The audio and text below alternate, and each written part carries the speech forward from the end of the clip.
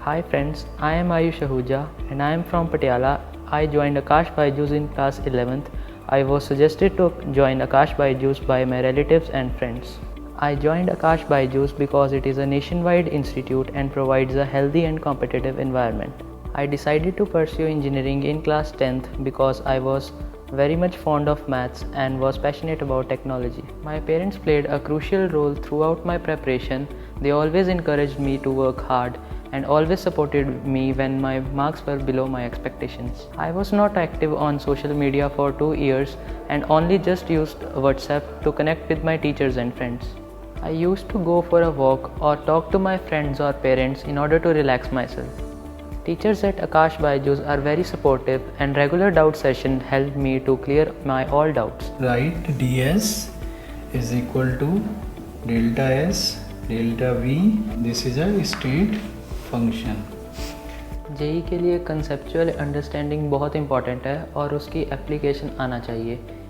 इसके लिए मैंने बहुत सारे वैरायटीज़ के क्वेश्चन प्रैक्टिस किए जिससे कि मेरी स्पीड एंड एक्यूरेसी भी बढ़ी और मेरी कंसेप्चुअल अंडरस्टैंडिंग भी बनी। मुझे केमिस्ट्री में मेमोराइज़ करना थोड़ा मुश्किल लगता था, इसके लिए मैंने एनसीईआरटी को बार बार पढ़ा और जिससे कि मेरी मेमोराइजेशन भी बढ़ गई और मेरे को कॉन्सेप्ट्स और ज़्यादा क्लियर हो गए। टीचर्स ने हर कंसेप्ट को बहुत इजी वे में एक्सप्लेन किया और उन्होंने जो सॉल्व एग्जांपल्स करवाई थी उससे थॉट प्रोसेस काफ़ी हद तक बिल्ड हो गया था।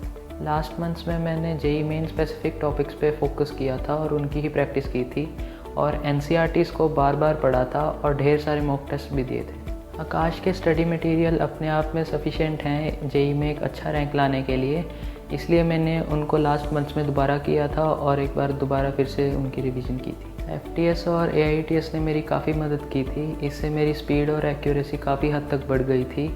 इससे जो ऑल इंडिया रैंकिंग मिलती है उससे आपको पता चल जाता है कि आप ऑल इंडिया लेवल पे कहाँ स्टैंड करते हो और इसलिए हमेशा मोटिवेशन बनी रहती है अपने स्कोर इम्प्रूव करने के लिए। जेई प्रिपरेशन को ऑर्गेनाइज्ड वे में करना चाहिए जिसके लिए टाइम टेबल बनाना बहुत इंपॉर्टेंट है और अपने प्रोडक्टिव आवर्स में ज़्यादा पढ़ना चाहिए जिससे कि आपको चीज़ें जल्दी याद हो जाती हैं। जैसे मेरे केस में मुझे मॉर्निंग में पढ़ना ज़्यादा अच्छा लगता था, इसलिए मेरे को चीज़ें मॉर्निंग में जल्दी याद हो जाती थी। My advice to future JEE aspirants is that they should work hard consistently, they should never hesitate to ask doubts from teachers and they should always try to increase their speed and accuracy by solving a lot of mock tests. Thank you.